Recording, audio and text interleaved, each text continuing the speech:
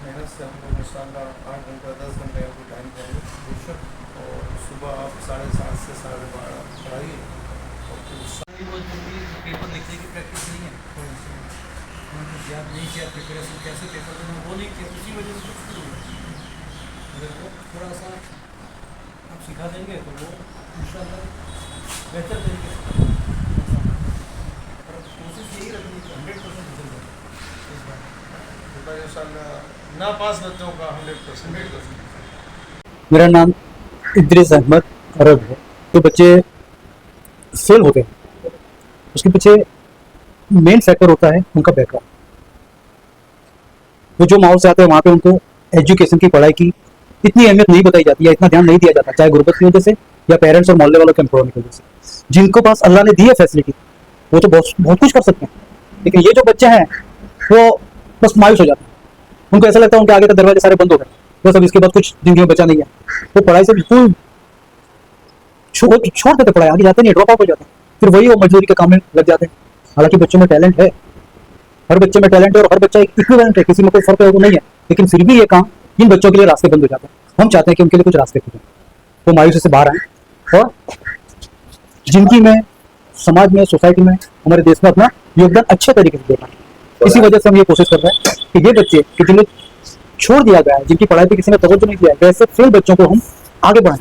सुधारगुरु में एक अफजल खान साहब, उनके पास एक माशाल्लाह बहुत अच्छा स्ट्रक्चर और बहुत बड़ा दिन था, तो उन्होंने पहले भी हमें जगह दी थी, वहाँ पे भी हमने फ्री ट्यूशन क्लास चलाई थी। थोड़ा सा बीच में कंस्ट्रक्शन एक्टिविटी जैसे हमारा 2 साल के लिए ये काम रुक गया था, तो हम फिर से यहाँ पे सुधार में स्टार्ट कर रहे हैं। और बहुत कुछ प्लान सुधार ग्रुप के हैं बच्चों के एजुकेशन के रिलेटेड ना, तो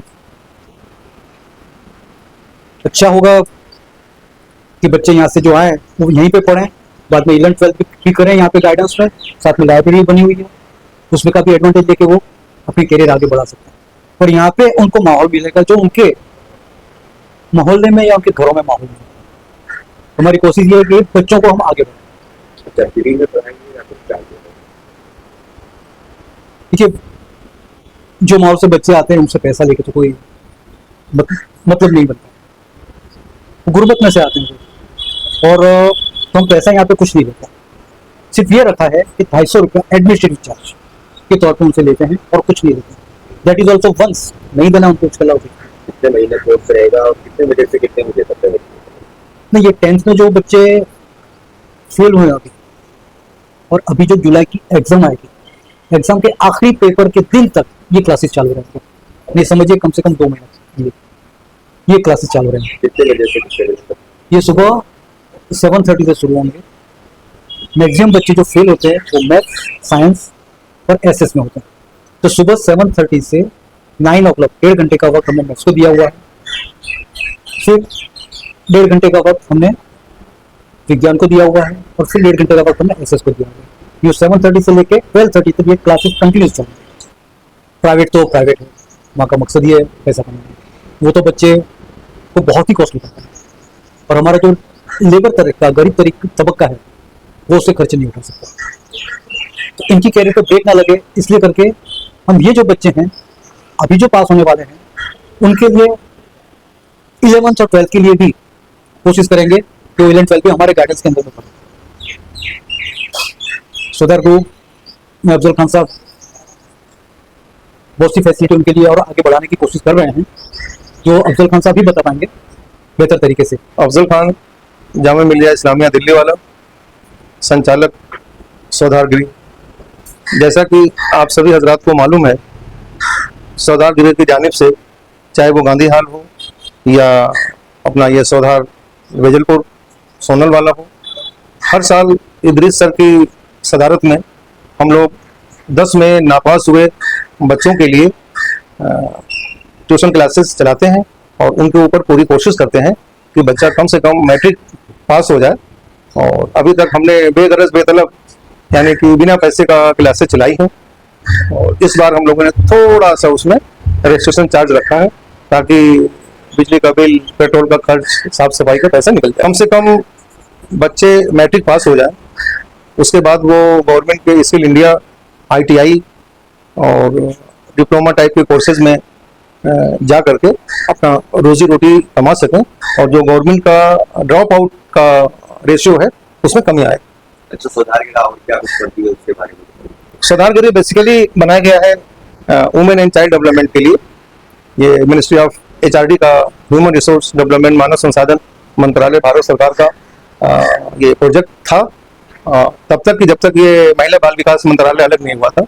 गुजरात सरकार के अंडर नोडल एज एजेंसी हम लोग काम करते हैं और इसके अंदर डोमेस्टिक वायलेंस की लड़कियां या जिसके पति का किसी भी तरह से जो है देहांत हो गया है और उनके बच्चों का और उनका हम लोग जो है अप टू 55 ईयर्स तक उसकी देखभाल करते हैं और बच्चियों का तालीम का पूरा इंतजाम यहाँ रहता है।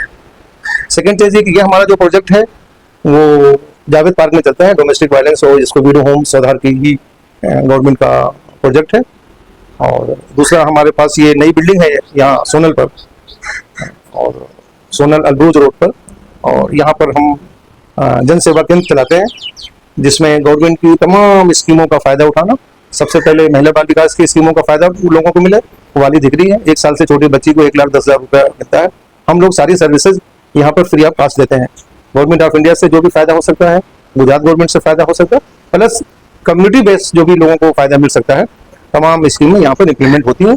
जैसे वाली दिकरी, विधवा पेंशन, वृद्धावस्था पेंशन, मैरिज सर्टिफिकेट हम लोग यहाँ फ्री में ड्राफ्ट बना करके दे देते हैं कि आप मैरिज सर्टिफिकेट अपना ले जाओ और सिर्फ पोस्ट ऑफिस का 400 रुपये का टिकट लगाओ और वो मैरिज सर्टिफिकेट आपको हासिल हो जाएगी। इसलिए गरीबों को बहुत फायदा हो रहा है और हम ये कोशिश करते हैं कि हर इंसान जो है सुबह भूखा रहता है, रात में भूखा ना सोए। इसकी वजह से गवर्नमेंट की स्कीमों से उनको हम कुछ ना कुछ पैसे गवर्नमेंट को भिजवाते हैं। पान कार्ड है या और भी बहुत सारी चीज़ें, आयुष्मान है, वो सब यहाँ से बिल्कुल गवर्नमेंट चार्ज पर बन जाता है और मैक्सिमम स्कीम्स फ्री हैं। अच्छा, ये बताइए सब करने के पीछे जो खर्च लागत करता है, आप उसको लेकर किस तरीके से परेशानियों का, चुनौतियों का सामना करना पड़ता है? क्योंकि बच्चे काफी इसमें रकम प्रोजेक्ट बनाना मुश्किल काम है और उसको चलाना बहुत मुश्किल काम है सोशल बेस के ऊपर। और हमने कोशिश किया है कि ये स्वाधार मतलब खुद अपने पैर पर ये खड़ा हो जाए।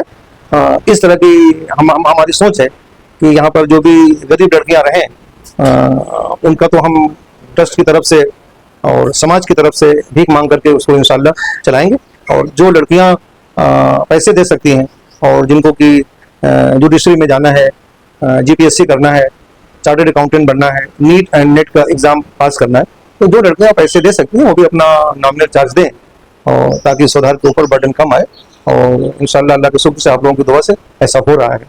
सेकेंड चीज़ ये कि भूखा इंसान उठता है और रात में भूखा ना सोए। इस मुहिम में without any funding only everybody can donate material only.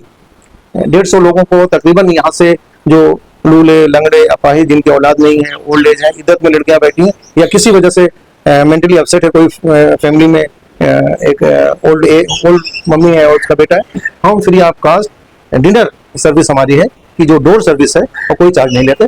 और अल्लाह के शुक्र से आप लोगों की मदद से डेली ये बदस्तूर जारी है।